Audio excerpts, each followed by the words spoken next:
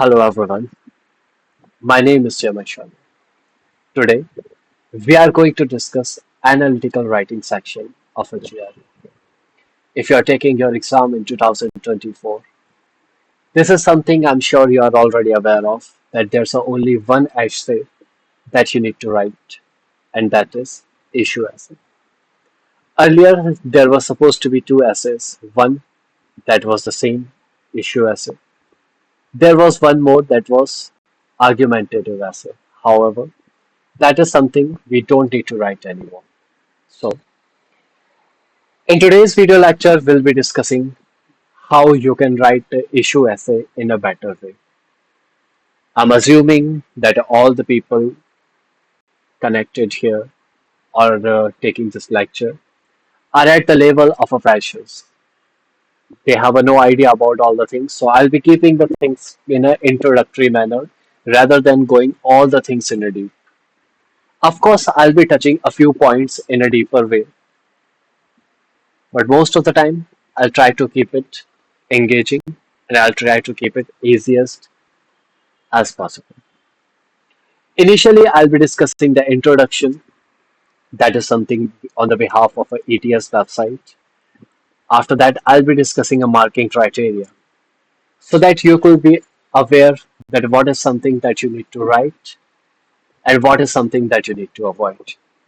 And once you understand the marking criteria, we'll be having a sample question so that you could see and analyze what type of questions you're supposed to get in your exam hall.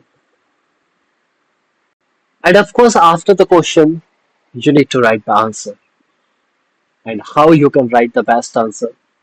For that, I'll be explaining you three-step formula. What is a three-step formula? I'm going to discuss with you very soon. And that is something I'll be discussing with the help of in-depth analysis. It's not something that I'll be giving you just the format and you'll be copying yourself. Rather, I'll be providing you deep analysis how you can use the three-step formula so that your score could be improved. I have seen there are a few students who claim that because they are good in a TOEFL and IELTS writing, they can also write a GRE. However, situation is not the same, and for that, I'll be comparing both the writings. What is difference in IELTS, TOEFL, and writing in a GRE?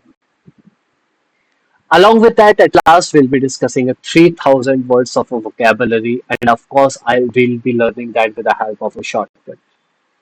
I know saying a 3,000 words is a easier, but learning the 3,000 words is a difficult task. That's why I have a mention here shortcut for that. And at last, a very important skills that will be helping you in a verbal section, paraphrasing skills. How to improve that paraphrasing skills, that is something we are going to discuss at last.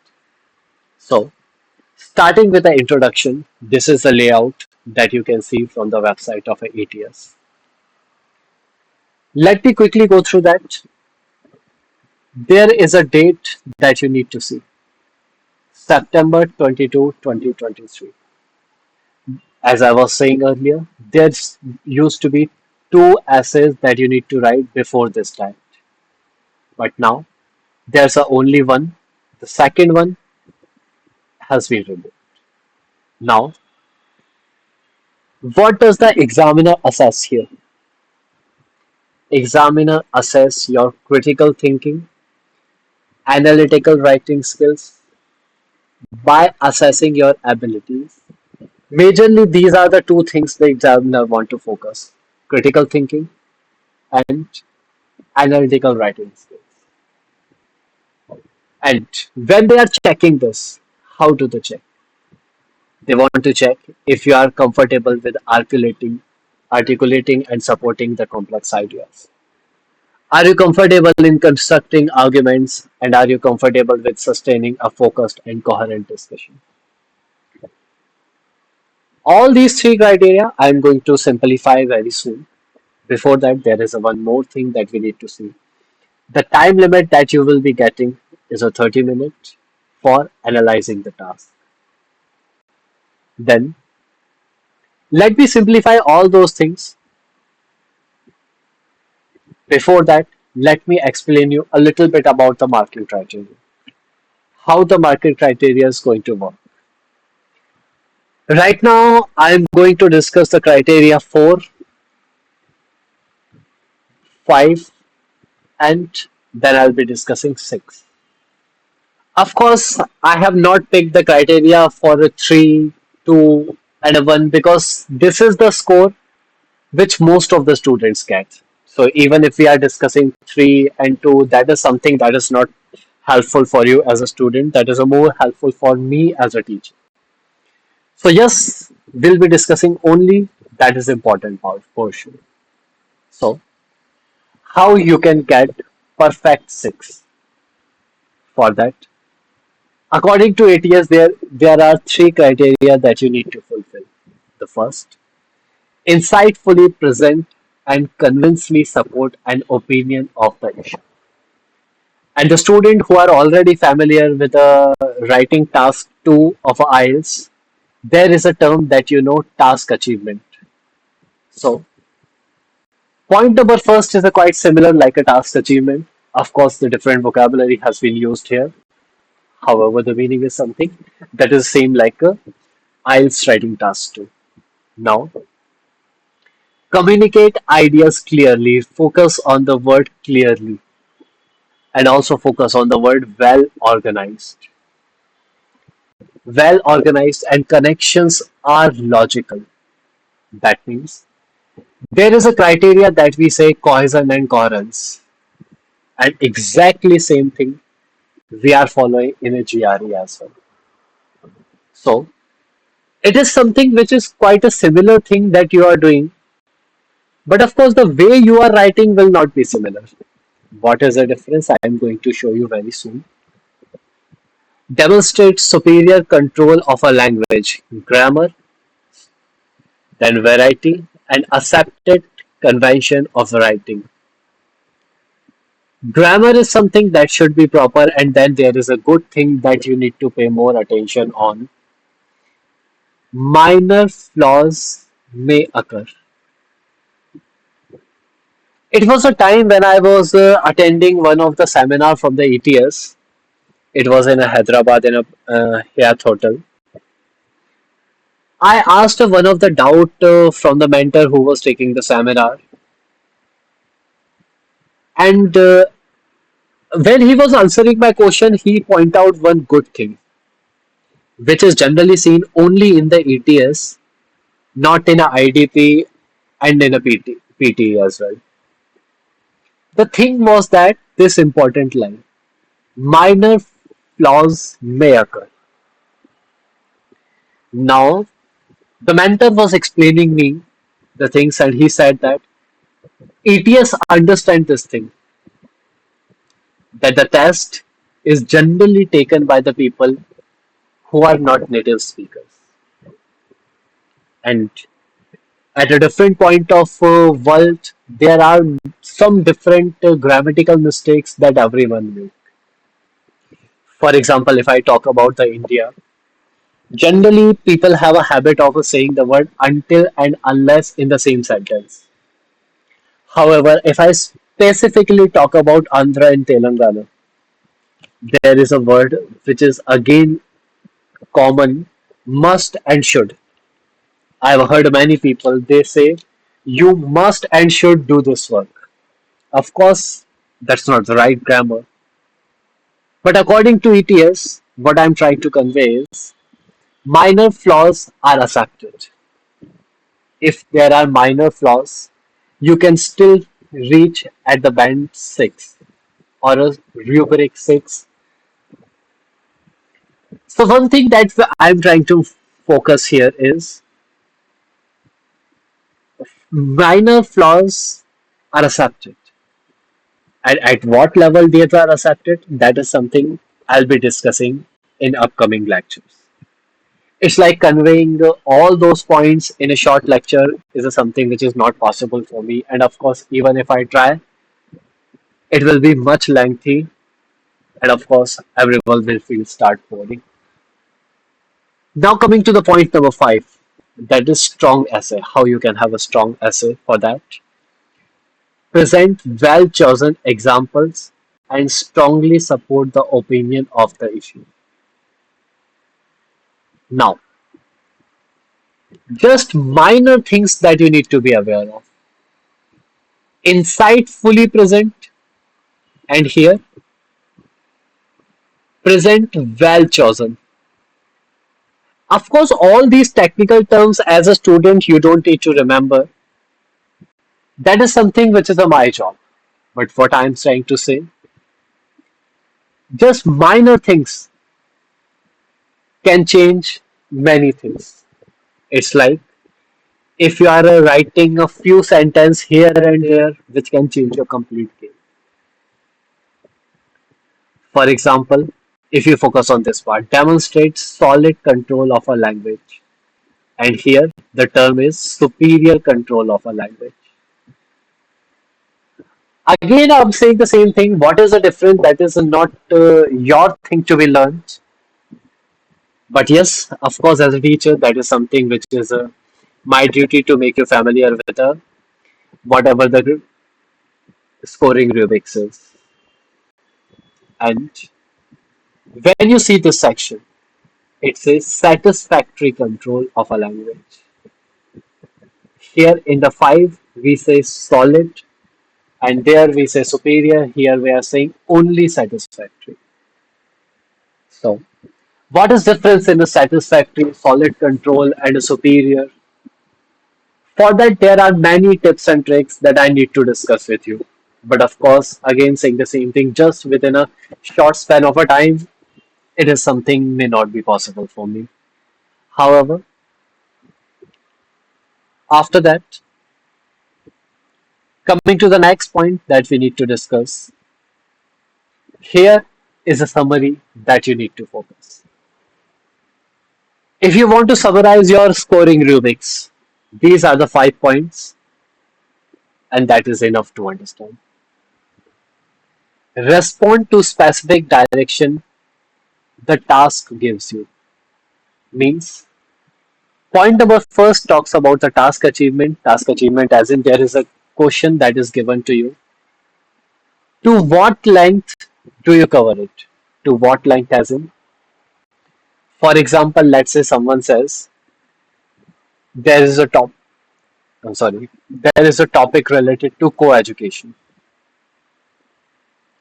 Whether co-education is a good or co-education is a bad. So, in place of a saying about a co-education, you shift your topic towards more of a education only. In place of talking about co-education, you are shifting your focus on education, benefit of education, then disadvantages of education. That is not a proper task achievement because question says you need to discuss co-education. Then, to what extent you are covering the question in a proper way, that is something is a point number first. After that, reflect on complexities of the issues. When I say the point number second, that is again something which is quite similar, which try to convey that are you able to understand the topic or not. There are different type of question that I'm going to show you now after these few more slides. Then I'll be talking you how you can understand those complexities. So if you are able to understand that complexities in a better way, you are scoring good. If not, you know better. You know what I mean to say. Then organize and develop your thoughts. Of course, when I say organize and develop, again that is talking about cohesion and coherence. Then support your reasoning with relevant examples.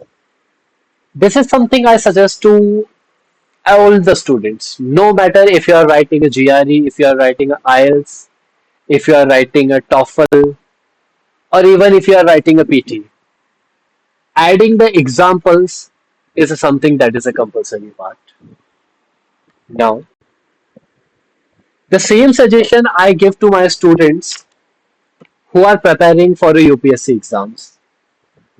Of course, I have a few students who are involved in a UPSC exams as well. So there are also I give the same suggestion to them. Like right now, I'm just guiding them for the interview purpose. However, in upcoming future, I'm planning to teach a philosophy and paper four as well. Anyways, that's something which is not to be discussed here. What I mean to say is need to focus on the relevant examples. If your examples are relevant, you are getting a good score. How to have a relevant examples? Again, that is a little broader topic to be discussed. To give you a hint, you don't need to worry about a real life example. What you need to worry about is whether your example is relevant or not. I generally suggest it to my students like no matter that you need to take examples only from the current affairs. No, you don't need to take it from any specific newspaper. What I suggest to the study abroad students, you rather need to focus on a writing relevant example than focusing on the authenticity of that. Because yes, your exams will not be judged on your knowledge. It will be judged on the behalf of the answer writing that you are doing. And then express yourself in a standard written English. And of course, it means covering a proper grammar and covering a proper vocabulary as well. So, here is a type number one. Generally, there are two type of questions you will be finding in your essays. So, here is a type one. Look at there is a claim, and after that there is a reason, and then there is a second type. Here, you don't say any claim, you don't say any reason, only a statement that you see. So, mainly there are two types. This is the first. And for the first type, I am also going to show you the sample answer. Before that, let's analyze the question. The claim is that high school students should be graded on pass or fail basis rather than scaled system of a letter grades A to F. Then the reason is it is more important to assess whether or not students have a basic command on the subject they take than how they fare against their peers. This is a claim, this is a reason. And at last, develop a response to the claim in which you discuss whether or not you agree with it. Focus specifically on whether or not you agree with the reason upon which the claim is based. Now, have you noticed one thing? When I was reading it, I did not mark anything because if I mark everything, it is surety that you are not going to write a good answer. Now, what you need to mark also decide how much score you are going to get. You need to mark the keywords. What are the keywords? You need to focus on the noun. And here I would say along with the adjective. Of course, sometimes adjective comes at a first place. But this is something you need to focus, noun and adjective. And after that, I'll be saying there is a one more thing that you need to focus that will be your verb. And of course, along with the verb, you can also add a adverb if required. Let's focus. High school students. This is the first keyword that I am marking. The pass fail. Another keyword I am marking. Rather than a scaled system. Scaled system of letter grades A to F. Grades A to F again I am marking. So in the claim, I have marked the three keywords. Right? Let's go for the reason section. It is more important to assess. To assess means verb. To assess means verb marked. whether or not student have a basic command. Again, a keyword we are marking. They take, then how they fare against their peers. Again, we are marking the keywords. Here in a reason also, how many keywords we have marked? We have marked three keywords. Now, when you are focusing on these six keywords, this is the first. Give me a second, please. This is the first. This is the second. This is the third, fourth, and the fifth, and the sixth. When you are writing your answer with the help of a keywords, there are many benefits for that. What are those benefits? Look here. First benefit, you will cover the task achievement properly. Means whatever is the requirement of question, you will cover that. And that too in a proper way. And the next benefit you will have, that will be in your vocabulary. You will be able to cover a vocabulary in a proper way.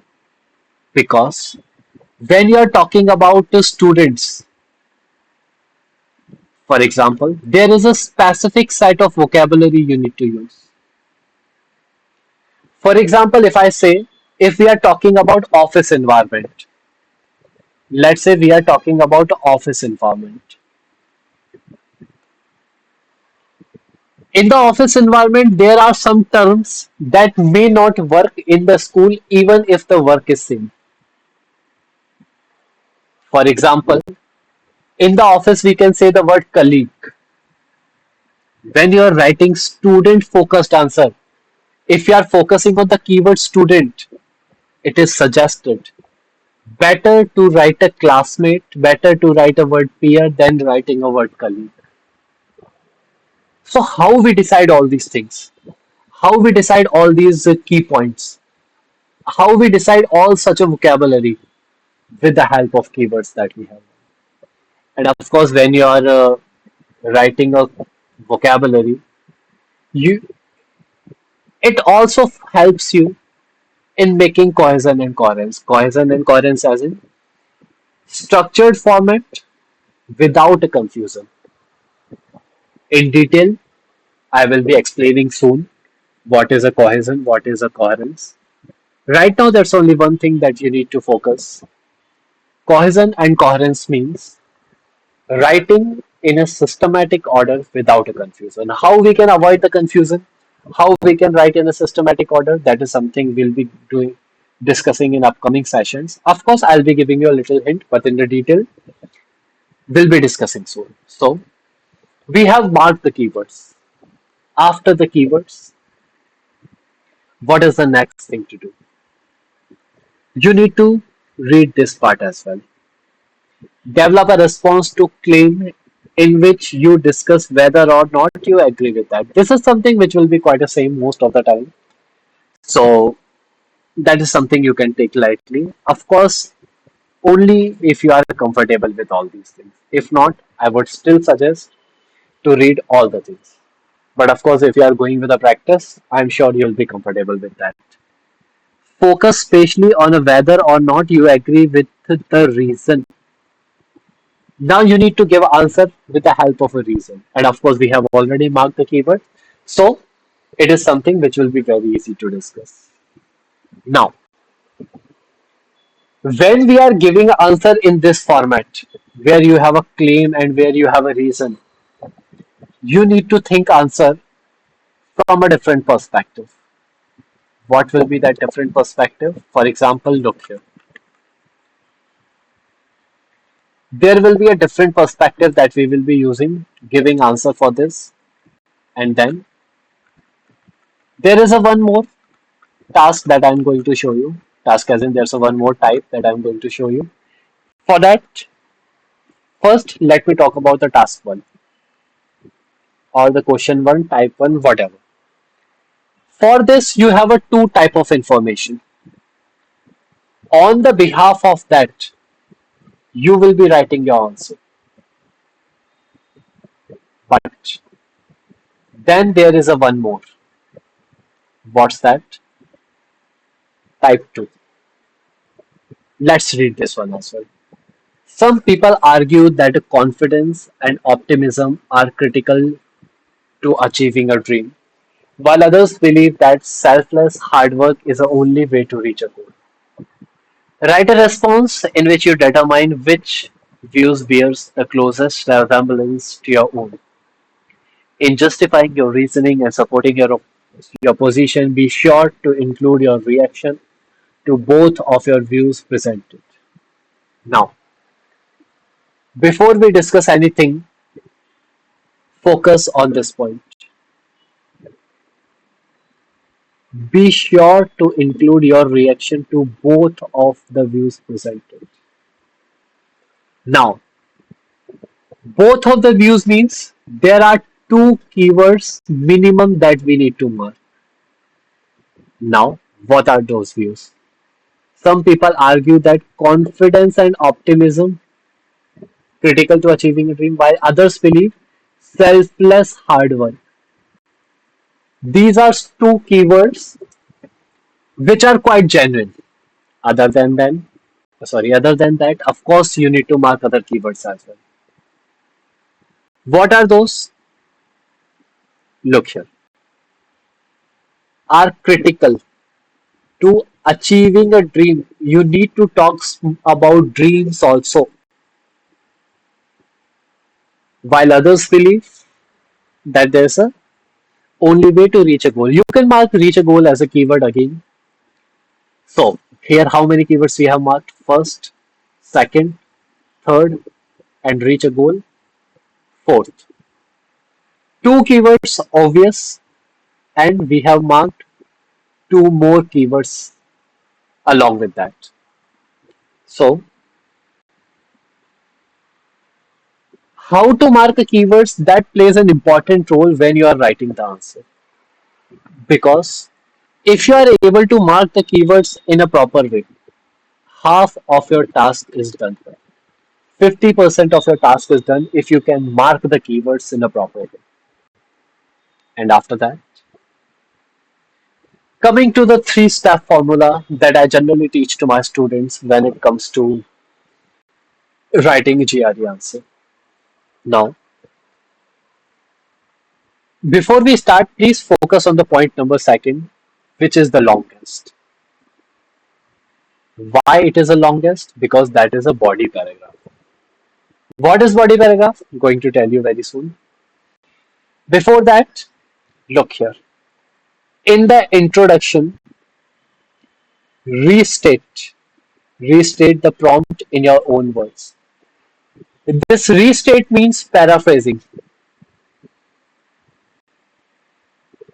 And what is a paraphrasing? To explain that, I require minimum 10 minutes. And of course, as I can see, lecture is already going much lengthier. So that is something we'll be discussing in other classes. And for the people who are already comfortable with the word paraphrasing or restate, please look here. Restate the prompt in your own words. State whether you agree or disagree, and give a preview of the supporting points you plan to make. For that, there is a template also that I will be giving you so that you will not miss any of the point. You will not miss how to paraphrase. You will not miss whether you agree or disagree. You will also not miss your supporting argument. But yes, of course, again, there is a time limit I have. So I will be only discussing the template for introduction part. These other templates I'll be discussing in upcoming classes. So what you need to do at the second step in the middle paragraphs, many people also say it a body paragraph, so it's the same thing. Give your points of agreement and of course disagreement, whatever you are writing. Then determine the evidence you will use to support each point. This determine the evidence means you need to write the examples. There are two type of examples we have, weak example and strong example. How to write weak example, how to write strong examples, that is something we need to discuss in upcoming lessons. And be sure to lead with your best argument. This is something you don't need to worry. It is something for the people who are beginner when they are writing the answers. The way we are going to learn all the things, the format that we are going to learn all the things, I am pretty sure and I make you assured that you will never be confused in picking up the option. Let's say there are multiple points that you select and then you want to decide which one you need to write. I will be giving you a prompt or I'll be giving you a template where you don't need to worry about all these things. Your answer will flow automatically from first paragraph to second paragraph to third and so on. So, at last, you need to conclude by summing up your position on the issue. Then, so this is a three-step formula that we are going to follow. Now, as I've said, let me discuss the first part, only the introduction, and let me make you familiar with the template for that. Template is a something that will only work if you practice that.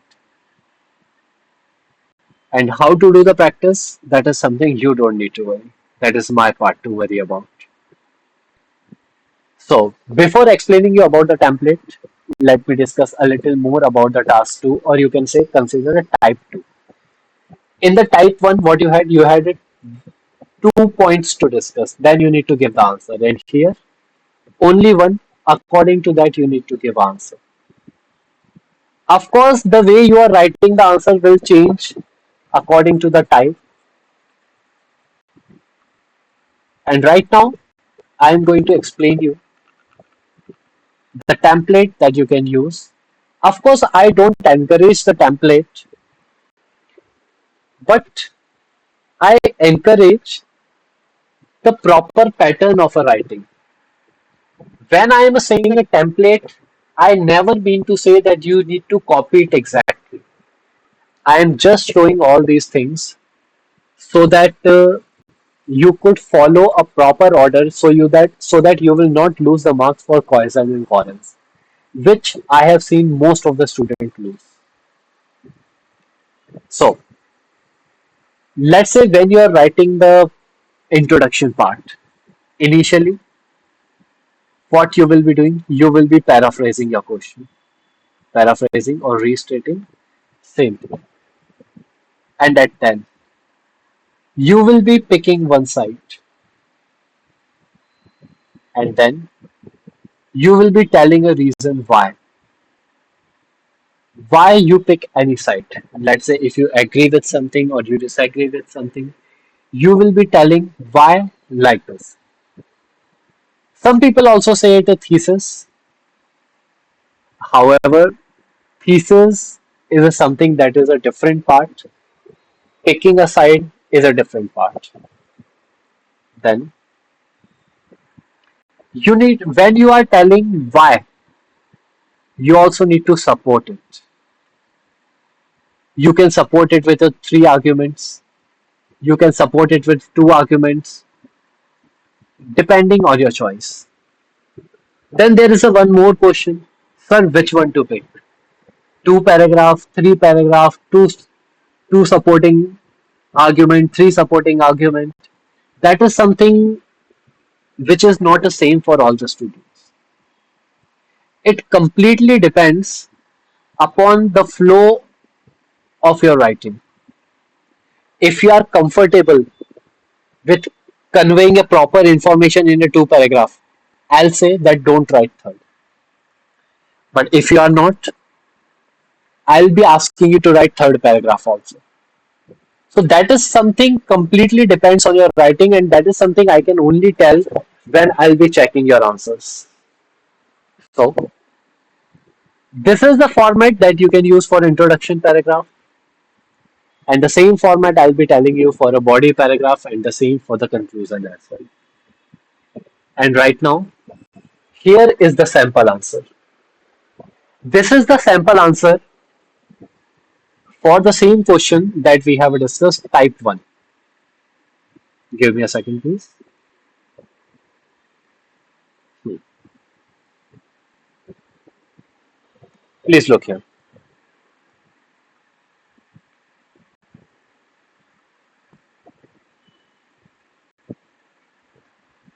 Now here is a paragraph number first.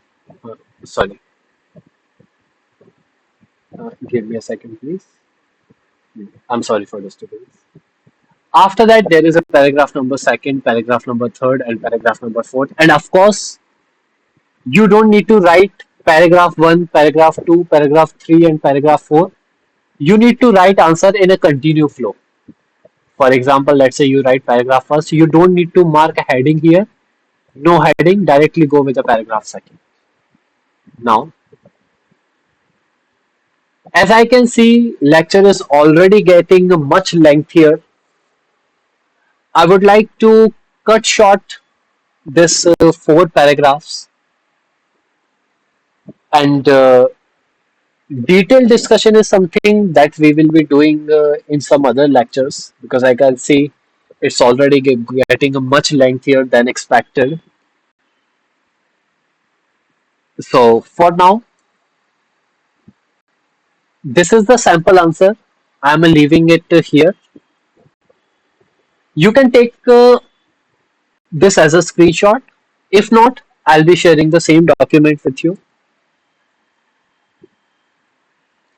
And I will be having a detailed discussion about the same topic in the class when I will be teaching you all the things from basics.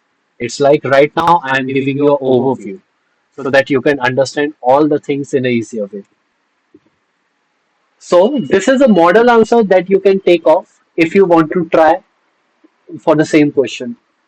But of course, I'll be teaching you again how to write all these paragraphs.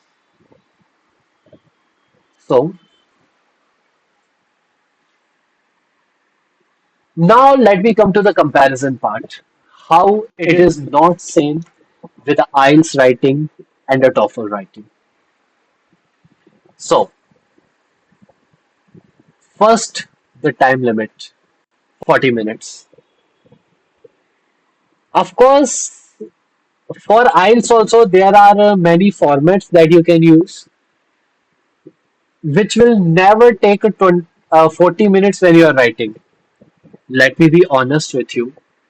The average time for my students that is this 24 to 27 minutes writing a task 2 of the IELTS. How it happens, that is something I don't need to discuss it right now. But of course, if required, we'll be discussing together in some other classes. So right now, I just mean to say that what is the difference in a IELTS writing and your GRE writing? Word limit. At least 250 word. I'm sorry. At least 250 words. 280 is a good range. But when you talk about a GRE, this range is not even a minimum. You need to write somewhere around 500 to 600. In some cases, it can even extend a little bit. And look at the question. Children who are brought up in a families that do not have a large amount of money are better prepared to deal with the problems of adult life than children brought up by the wealthy parents. To what extent do you agree or disagree with the opinion? Now, this type of questions you find in a GRE, but you have a more complexity. So, few criteria that this is not same like your IELTS writing. First is a time limit. In your GRE, you will have a 30 minutes only. Then word limit is another criteria, and the level of question you will get. That these are the three criteria which make your GRE writing different than your IELTS writing task. After that, here is a for TOEFL as well. For TOEFL, of course, students who are preparing for TOEFL, they never get confused. They treat it separately. That GRE writing is a separate, and TOEFL writing is separate. Generally, I have seen the problem with the students who go with the IELTS and they go with the GRE. For TOEFL and GRE, generally, I haven't seen the problem. TOEFL students never complain to me that, sir, can I still depend on only by TOEFL writing? Because they have a different format. And of course, this format, this is a new format. Earlier, there used to be different questions. Now, format has been changed. So if you are not aware about it, this is something you need to make sure. How to write? Again, not discussing in this lecture. This type of answers, how you can write, we can discuss in another lectures right now. Not discussing that. So with the format itself, you can see there are three people who are discussing. There is a professor, there are two students, and then you need to write answer as a student. So complete different format. And then coming to the part how you can improve your vocabulary. Now, for improving the vocabulary, there are the two methods that I am going to suggest you right now.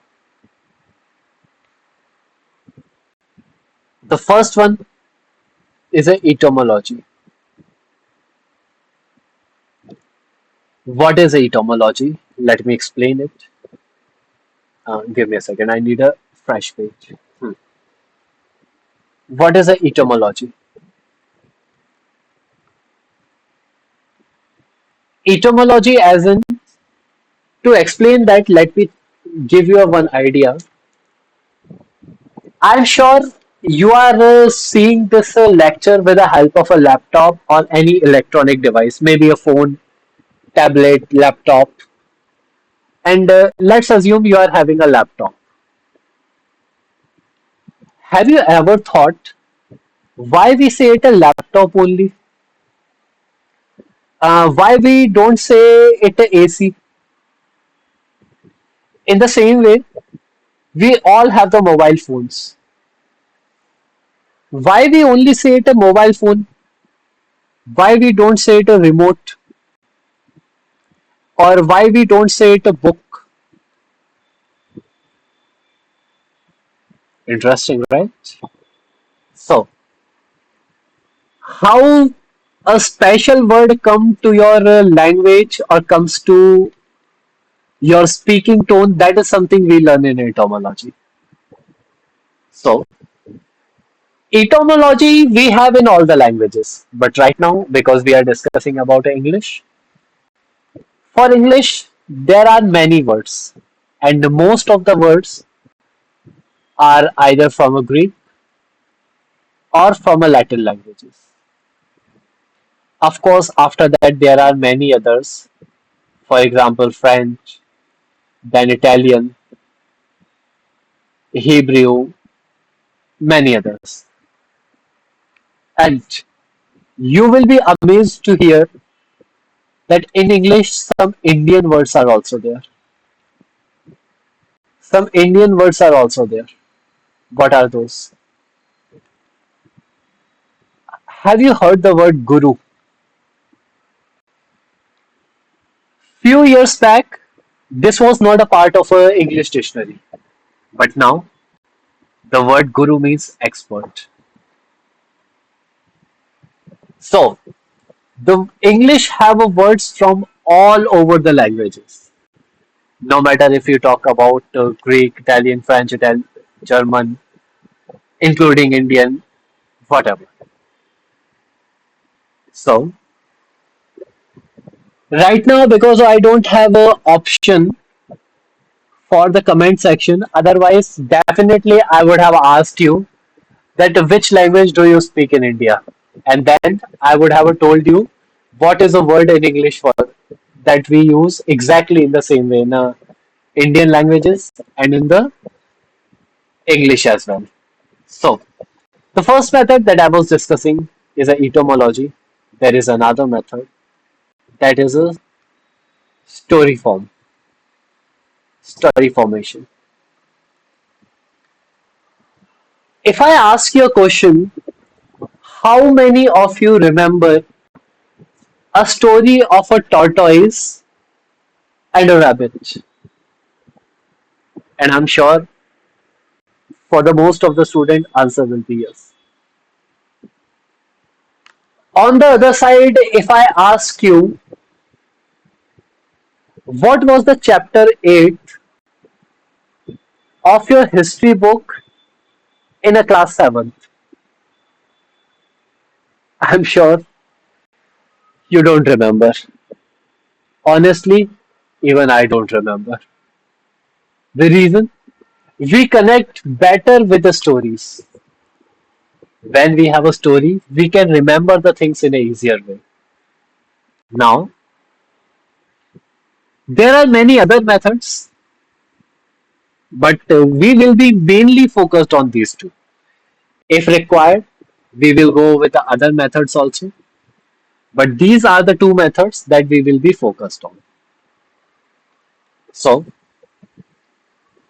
initially, let me talk about the etymology and let me start with the easier way. There is a something that we say suffix prefix method. So, suffix means something that we add after a word. Word plus any extra word. This part is something we say the suffix. So, how you will understand that there is a word that is a noun? How you will understand noun? If you see the word suffix NESS. For example, if I write the word happy, happy is adjective, right? And when we add a word ness, it becomes happiness. That is a noun. And after that, there is a one more word ION. If you see ION, you can understand that is a noun. For example, invent. Invent is a verb, but when you add the word ION, it becomes invention. That is noun.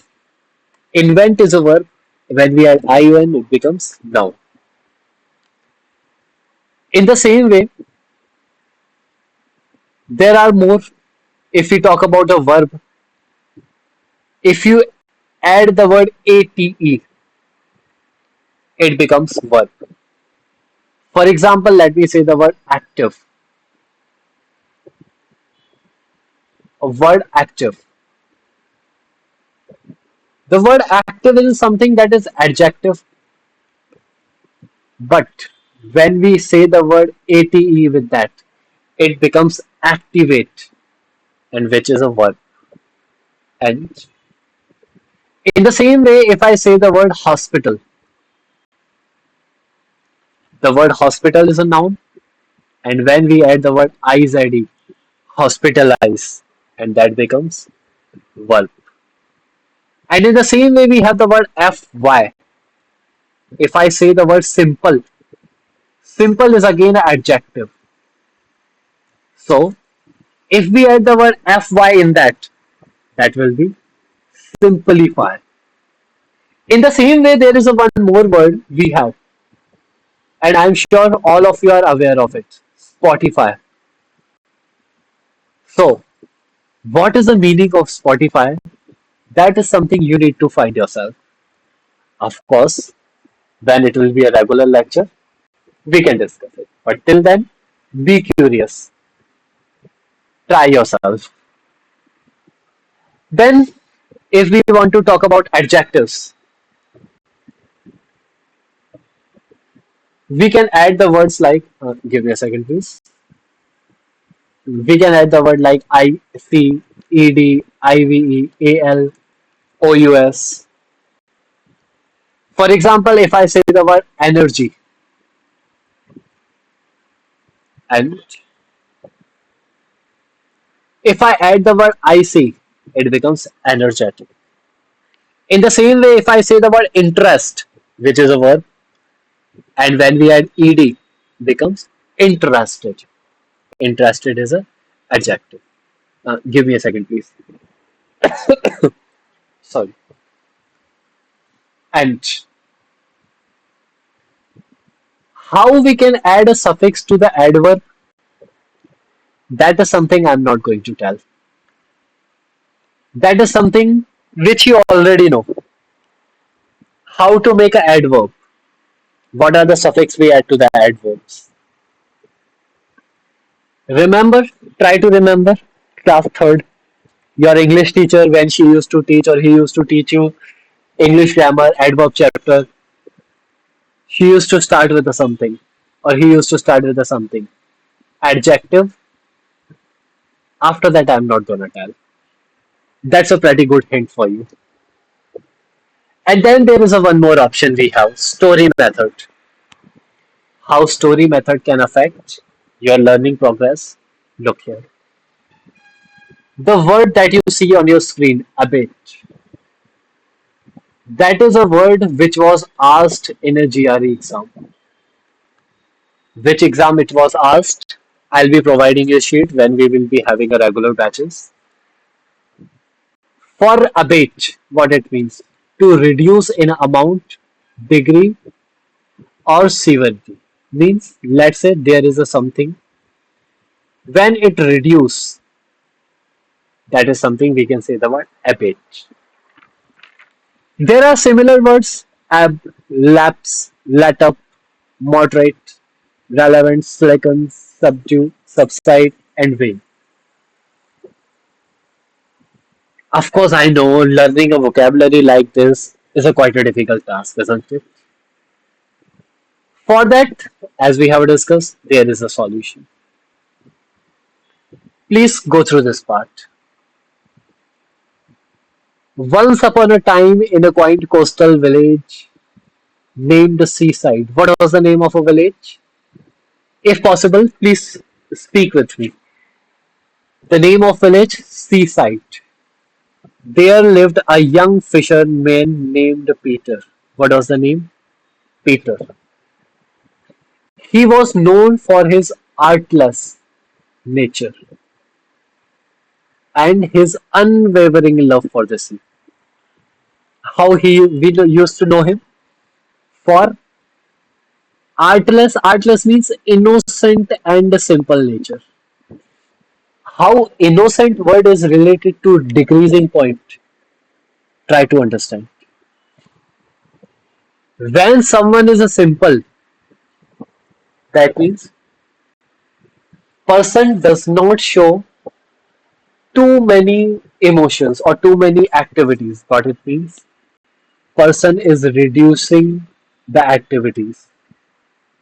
I know, may be hard to understand in a one time, but yes, when we will be having a regular lecture, we'll be discussing in a detailed manner. It's like right now, I understand it may be quite a hectic for you to discuss all the things at once. But yes, just this paragraph, then I promise I'll be ending it. So, one evening, sun began to wane. We know the word sunset, and when you will read a complete story, you will be able to connect the word how we are using a sunset here. So, sunset means wane. Peter noticed a sudden lapse. Temporary failure. Failure means something is going down in the wind. So, two words. Don't focus on the other things, focus on the two words. Lapse. Where we have learned the word lapse, try to recall it. Try to recall the word related to lapse or sentence related to lapse. And then related to wane, try to recall.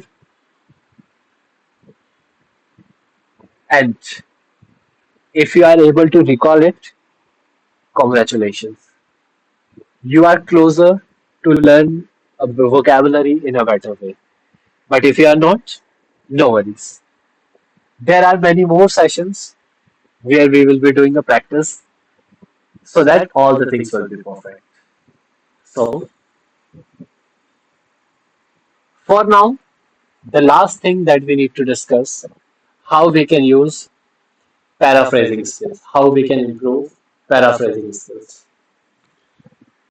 You can see a number line here, and at the middle, I write a word bad. At the zero, I write the word bad. Right?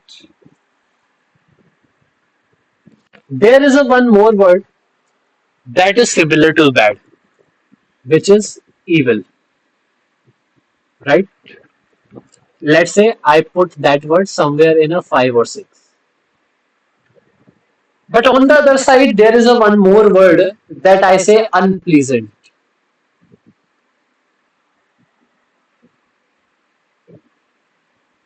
And let's say I put it somewhere at this side. Now, if I ask you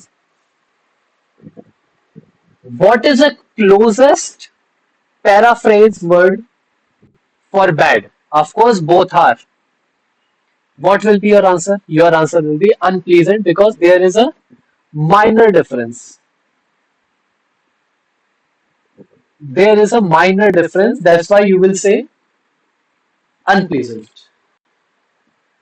But if I talk about unpleasant, if I talk about evil, don't you think there is a much difference? And this is the mistake that students do in their GRE verbal sections. They assume this way that whatever word they find is the right answer, but actually not. Try to think all your answers with the help of a number line. Right now, number line may look quite difficult to understand, but yes, don't worry. It will be something which will be on your fingertips. Because I have a limited time, already lecture is going so long. That's the reason I'm just trying to explain all the things in a limited time. But yes, time has a limitations. There are many topics that we have not covered in a full way just because of one reason, and that is the time.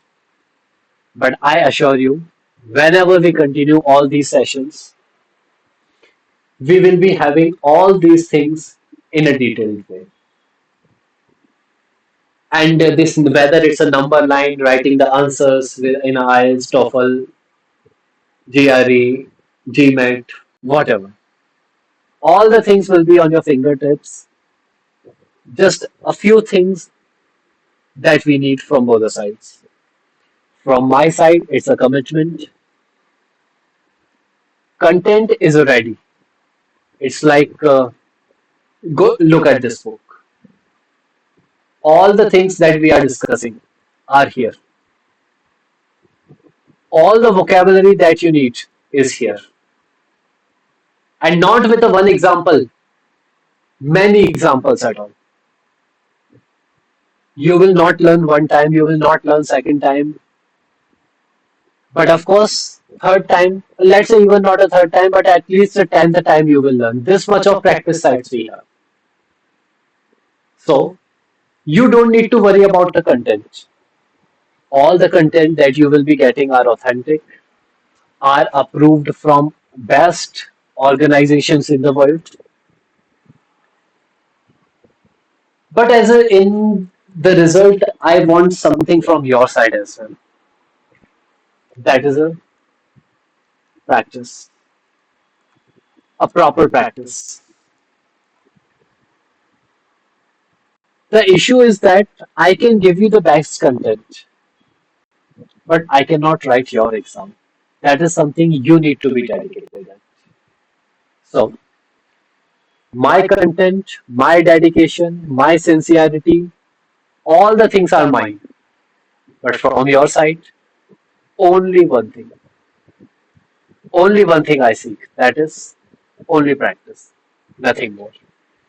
Rest of the thing, I am responsible. It's like no matter which study abroad exams you are planning, I am responsible for your success. And this is something that I'm not saying on the behalf of a random facts. It is something I'm talking about on the behalf of the certifications I have. This is something I'm talking about the results I have given to the students. You will be amazed to listen that when it comes to the IELTS, the highest score that my student have got in a listening is a 9. The highest score for me in a reading again is a 9. For the speaking, of course, I couldn't touch 9 yet, but that's a 8. And for a writing, my highest is a 7. And believe me, getting a band 9, getting a band 8, getting a band 7 is a very easy task. All what I need from your side is a proper practice. Nothing more. Rest of the thing, I will handle. By chance, when we will be having a more lectures, I will ask some of the students to sit here either in offline classes. If not possible, I'll be asking some of the students to come in online batches. They will be telling you themselves that how they have scored the band 9. And when you will be talking all of them, they'll be saying only one thing: practice. So, expecting that you will be giving 100% in your practice, and from my side, I'm always ready for the 100%. So, for now, thank you so much for being here. Keep learning. Have a good day. And by chance, if you have any doubts, you can connect me always at my email yamanjustin@outlook.com. Whether you continue the class, whether you don't continue the class, you can always ask me for that. It is not something that you are continuing with this organization, then only you can contact me. No, you can contact me all the time, no matter where you are studying. This is the email that you need to remember. yamanjustin@outlook.com. In case of any doubt, in case of any query, just drop me an email. I'll be responding it to you, no matter where you are studying, no matter from where you are. So, for today, let's end the lecture. Have a great day, everyone.